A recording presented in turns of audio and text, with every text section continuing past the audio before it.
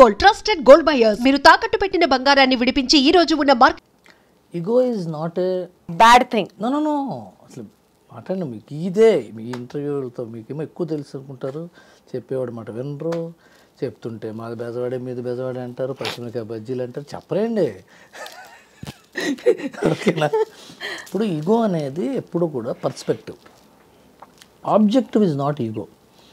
ఆబ్జెక్టివ్గా చూసేటప్పుడు అది self confidence అవుతుంది, సెల్ఫ్ రెస్పెక్ట్ అవుతుంది, ఒక పర్స్పెక్టివ్ టువర్డ్స్ లైఫ్ అవుతుంది. ఈగో అనేది ఏంటి?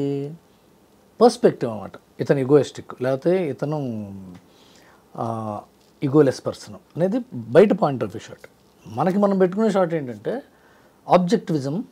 నేను ఈ రకమైన జీవన శైలిని అవలంబించాలి, నాకు జీవితంలో ఇది కావాలి, ఇది కావడానికి నాకు ఇవి పాటించడానికి కరెక్ట్గా ఉన్నాయి. నా అనుభవాలు, నా ఎదురు దెబ్బలు, నా చిన్న చిన్న విజయాలు, నా చుట్టుపక్కల వాళ్ళు ఇచ్చే నాలెడ్జు, వాళ్ళ అనుభవాలు రంగరించి ఒక దారి వేసుకుంటాం. మనం ఒక దారి వేసుకుంటాం. ఈ దారిలోనే వెళ్తా, ఇదే రైటు అని మనం పట్టుపట్టు కూర్చుంటే అవతల వాడు చెప్పే మాట వాడికి ఇగోరా అని. వాడేంట్రా బాబు వాడు మాట ఏంటో, వాడికి అంత యాటిట్యూడ్ ఏంటంటే మనకేంటి ఈ దారి క్లారిటీ, ఇంకో దారి మనకు తెలియదు. అటు వెళ్తే ఏమవుతుందో, ఇప్పుడు విజయవాడ నుంచి హైదరాబాద్ రావాలంటే వయా సూర్యాపేట రావాలి, కోదాడ సూర్యాపేట, నందిగామ కోదాడ సూర్యాపేట, ఇంకోటి ఏదో ఊరు, తర్వాత ఆర్ఎఫ్సి, తర్వాత హైదరాబాద్. ఇది ఫిక్స్ కాదండి. మీరు పని చేయండి, మీరు ఖమ్మం వెళ్ళి ఖమ్మం నుంచి వచ్చి మళ్ళీ అదేంటి సూర్యాపేట జాయిన్ అవ్వండి, లేకపోతే గుంటూరు నుంచి నాగార్జున సాగర్ మీద వెళ్ళి అటు వెళ్తే ఇది చెప్తాం. మాకు ఇది ఫిక్స్ అని మనం అనుకున్నాం అనుకోండి. పక్కన కూడా మాట ఏంటంటే బాబు అది బాగుంటుందంటే అది ఈగోయిస్టిక్ ఫెలో అనొచ్చు. లేకపోతే మన ఆబ్జెక్టివిజం అంటే నా ఇంట్రెస్ట్, నాకు ఏది కావాలో అది నా ఇంట్రెస్ట్ కోసం నేను పెట్టుకున్న రూల్స్, నేను పెట్టుకున్న నిబంధనలు దాటకపోగా మీతో నాకు పని ఉంటే మిమ్మల్ని కూడా నేను ఇన్ఫ్లుయెన్స్ చేసేవో, లేకపోతే మీ పద్ధతులు నాకు నచ్చలేదని ఖరాఖండిగా చెప్తేనో ఈగో అంటారు. And egoism is a great philosophy. Objectivism, egoism, ఎయిన్ rand పెట్టిన ఫిలాసఫీ. ఈగో ఉండాలంటారు. ఈగో లేకపోతే అంటే ఏంటి? Self centredness, self interest. నాకు ఇది కావాలి, నేను ఇలాగే, నాకు ఇదే కరెక్టు. దీంట్లో నా ఉంది చూసారా, అదే ఈగో కదా. ఇప్పుడు ఆ నా అనేది ఫిజికాలిటీ లెవెల్లో లేదు, సైకలాజికల్ లెవెల్లో లేదు, ఫిలసాఫికల్ లెవెల్లో, స్పిరిచువల్ లెవెల్లో ఉందంటే రమణ మహర్షి చెప్పిందే, నేనెవరు అని తెలుసుకో అంటారు. అవును సార్. వెస్ట్రన్ ఫిలాసఫీలో ఏంటంటే నువ్వే గొప్ప అని తెలుసుకో అనేది ఏం అని చెప్పింది. సో నేను ఇప్పుడు ఇదంతా ఈ సొల్లంతా పక్కన పెడితే నేను పోసాని కృష్ణముల గారి దగ్గర పనిచేశాను. కరెక్ట్. తర్వాత రకరకాల సినిమాలకి రైటర్గా పనిచేశాను. తర్వాత ఏమవుతుందంటేనండి, మన ఇంట్రెస్ట్ని ప్రమోట్ చేయడం కోసం కొంత దూరం వెళ్తాం. But cinema is a collective work. When a collective work is nurtured or when collective work is built, for any collective work there needs to be a leader. That leader is a director. In many cases it's a director. In some cases it is a producer whose vision he wants to envision through this group of people. And hero, I want this kind of a film, and he can produce it, and he is the director who is the captain of the technicians. అలాంటప్పుడు ఒక రైటర్కి ఉండే అభిలాష చాలా పరిమితులు ఉంటాయి. ఆ పరిమితులకు లోనయ్యే అభిలాష తీర్చుకోవాల్సి ఉంటుంది. అలాంటప్పుడు ఇలాంటి కొన్ని సినిమాలు మనం పూర్తిగా పనిచేయలేకపోవచ్చు, కొన్ని సినిమాలు మనం పూర్తిగా మన కోరికల్ని, మన వ్యక్తిత్వాలని, మన అభిరుచుల్ని చెప్పలేకపోవచ్చు. అందుకనే ఈ సోషల్ మీడియాలోనో లేకపోతే ఇట్లా మీలాగటి కాస్త సెన్సిబుల్గా అడిగితే క్వశ్చన్లు చెప్పడం గానో ఇలా జరుగుతూ ఉంటుంది. లేకపోతే కాగితం మీద రాసుకోవటం, లేకపోతే పుస్తకాల్లో వచ్చేసుకోవటం, లేకపోతే 10 మందిని కూర్చోబెట్టి సొల్లు కబుర్లు చెప్తూ మనం దాంట్లో కీర్తికండు తీర్చుకోవడం జరుగుతుంటుంది. అది సో బేసికల్గా did I answer your question? You did answer, కానీ అది కొంచెం డీటెయిల్డ్గా లోపలికి ఎన్విసేజ్ చేద్దామని అనుకుంటున్నాను.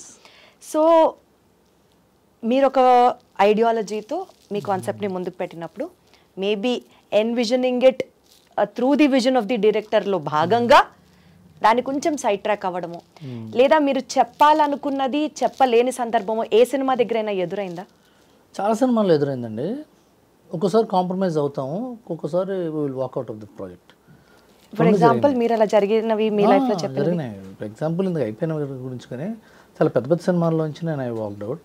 చాలా పెద్ద పెద్ద సినిమాల్లో కాంప్రమైజ్ వర్క్ చేసిన సందర్భాలు ఉన్నాయి. చిన్న సినిమాల్లో ఒక్కోసారి ఏమవుతుందంటే చిన్న సినిమాల్లో పనిచేసేటప్పుడు రైటర్కి ఎక్కువ వాయిస్ ఉంటుంది. ఎందుకంటే మిగతా పార్టిసిపెంట్స్ ఇన్ ద ఫిలిం కూడా చిన్నవాళ్ళు అవుతారు కదా, అప్పుడు ఈక్వల్ వాళ్ళు అవుతారు. అప్పుడు we can be more vocal about our exactly about your opinions. పెద్ద సినిమాలకు వెళ్ళేటప్పుడు ఏమవుతుందంటే lot of other equations and factors ఉంటాయి. When we have those many factors మనం we need to compromise or just walk out of the situation. ఇది ఉన్నాయి, చాలా ఉన్నాయి. చెప్పకూడదనా లేకపోతే మళ్ళీ ఎందుకు వాటి గురించి? సినిమాకైతే సినిమా వాళ్ళ ఓపెనింగ్ అంటే నిన్న రాత్రితో డైలాగ్ వర్షన్ రాసి డైలాగ్ వర్షన్ మీద ఒక ఉత్తరం కూడా రాశారు. ఈ సినిమా జరుగుతున్న కథ జరుగుతున్న విధానం నాకు ఎందుకో నచ్చలేదు, నాది తప్పవ్వాలని కోరుకుంటున్నాను, ఈ సినిమా విజయం సాధించాలని కోరుకుంటున్నాను, నేను నా తప్పవ్వాలని కోరుకుంటూ ఈ సినిమా నుంచి నేను నిష్క్రమిస్తున్నాను అని పుస్తకం పెట్టి, సినిమా రేపు ఓపెనింగ్ నేను వస్తాను కొబ్బరికాయ కొట్టి నేను కూడా అందరితో పాటు నుంచుంటాను అనుకున్నాను. కానీ నేను పంపించిన ఫైల్ ఉంది కానీ నేను లేను అక్కడ, నేను చేయనని చెప్పి వచ్చేసాను. మరి ఆ సినిమా పెద్ద ఆళ్ళ సినిమా అది. బట్ నేను ఆ టైంలో నాకు ఆత్మసంతృప్తి ఉంటుంది కదా, ఎస్ ఐఎమ్ రైట్ అని. ఒక్కోసారి అసలు ఆడదలే సినిమా అనుకున్న సినిమా హిట్ అయిన సందర్భాలు కూడా ఉన్నాయి. అంటే అన్నీ ఇప్పుడు తప్పు ఉంటే రైట్ ఉంటే you're human, to error is human. నేను ఎర్రర్ చేసి ఉంటాను, బట్ ఇట్ ఈస్ ఫన్. ఇది వెళ్తుంటే ఇప్పుడు ఏం వెనక్కి తిరిగి చూసుకుంటే జరిగే ప్రతి విషయం నవ్వుతూ గుర్తు తెచ్చుకుంటే బాగుంటుంది. కానీ ఎందుకంటే అయిపోయింది కదా, అయిపోయిందని మళ్ళీ చూసి ఆ రోజులు అలా చేయాలి కొంచెం ఉపయోగం లేదు అది, అంతే కదా. నేను చాలాసార్లు ఇంత ఫూలిష్గా ఎలా చేశాను రా బాబు. ఏం చేశారండి అంటే అంత బ్రాడర్ పర్స్పెక్టివ్ లో కాకుండా I just wanted to know more. చాలా తప్పులు చేశా. ఎగ్జాంపుల్ ఇప్పుడు నేను అన్నారు కదా ఈగో అని, మనకి తెలిసి తెలియకుండా మనదే రైటు మనదే కరెక్ట్ అని చెప్పి ఆర్గ్యూ చేసి చివరికి వాళ్ళతో గొడవపడి ఆ తర్వాత ఇంటికి వచ్చాక అనవసరంగా అన్నానేమో అనుకునే సందర్భాలు. ఆ తర్వాత ఫ్లాప్ అయితేనో, ఆ సినిమా ఫ్లాప్ అయితే వాళ్ళకి ఇంకా కోపం, ఏంటి ఇప్పుడు వాడు చెప్పింది రైట్ అనుకుంటున్నాడు వీడు అనుకోవచ్చు కదా. ఆడింది అనుకోండి, ఆడు చెప్పింది వినకపోవడం వల్ల మంచిదైంది, మళ్ళీ ఆయన పిలవద్దరు బాబు వాడు చెప్తే ఫ్లాప్ అవుతుందని కూడా అనుకోవచ్చు కదా. ఇవన్నీ జరుగుతాయి. Period of 28-27 years lot of things happen. ఇప్పుడు సంచలనం కోసం నేను పేర్లు ఊర్లు చెప్పచ్చు, కానీ ఇట్ ఈజ్ నాట్ డీసెంట్. అదేనండి రైటర్లతో పెట్టుకోలేం, అర్థం అవుతుంది ఒక్కొక్క మాట. Yeah I totally agree with you and understand the sensitivity of the situation as well. I'm very happy that you asked this. Yeah. చూసారా సార్, అనవసరంగా నా ఈగో నా క్వశ్చన్ మీరు చేసే పెద్దారు. చాలా I'm really happy with this. Thank you so much sir. Moving ahead sir, ఇందాక మీరు అన్నట్టు cinema is a collective work, it's a team work. ఎవరో ఒకళ్ళు బాగా చేస్తే కాదు, అందరూ బాగా చేస్తేనే, అన్నీ అలైన్ అయితేనే ఆ ప్రాజెక్టు సూపర్ సక్సెస్ అవుతుంది. ఇందులో మీరు 100కి 100% పెట్టినా అవతల వాళ్ళ వైపు నుంచి రాకపోతే it would be a disaster. లేదు వేరే వాళ్ళు సరిగ్గా చేయకుండా మీరొక్కరే చేశారు అని అన్నా it will not bring out any good thing.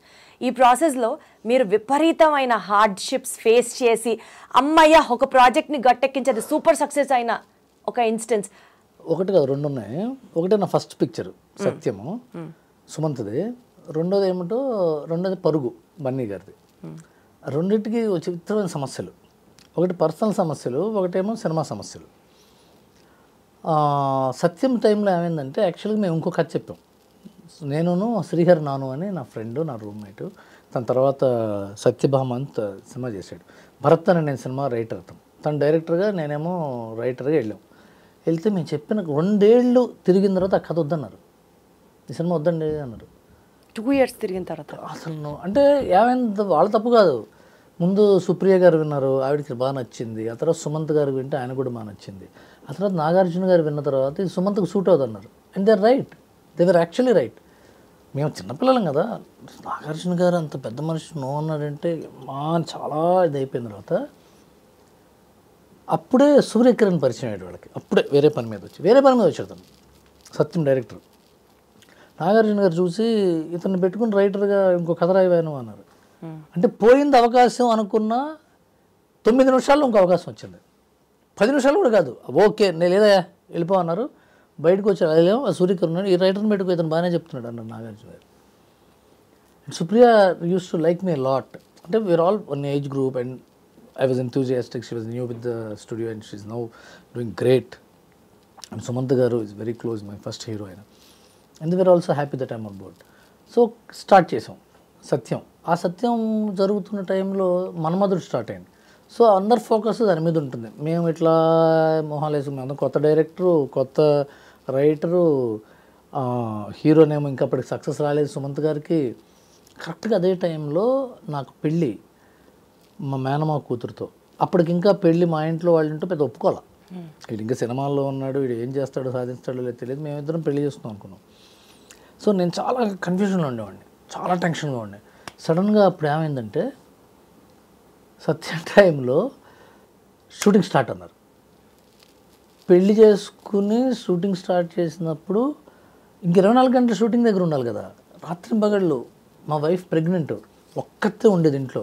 నేను 24 గంటలు షూటింగ్కి వెళ్ళి రావటం, రీరైట్ చేయటం, మళ్ళీ వెళ్ళడం, రావటం, షూటింగ్ టెన్షన్స్, డెలివరీ టెన్షన్స్.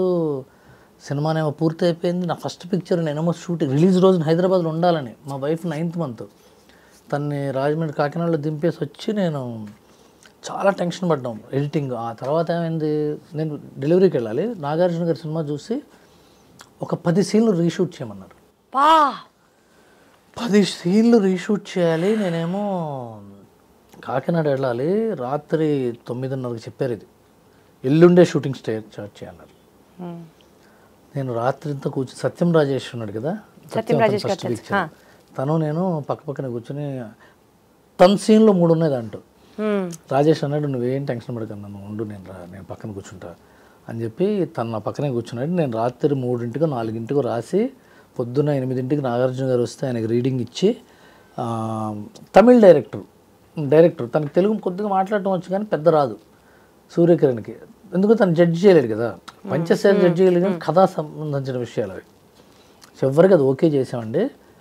అది రిలీజ్ అయిన రోజున యూ హ్యావ్ టు ఫీల్ మీ, చాలా ఆనందపడ్డా. నాకు కళ్ళంబడి బొటబొట నీళ్ళు వచ్చేసినాయి. ఎందుకంటే ఎంతో కష్టపడి, నాకు చాలా ఇష్టం నాగార్జున గారు, మా నాన్నగారు నాగేశ్వరరావు గారి ఫ్యాన్. అదే కంపెనీలో నేను రైటర్ అవ్వటం అనేది it is thrilling moment for me. తర్వాత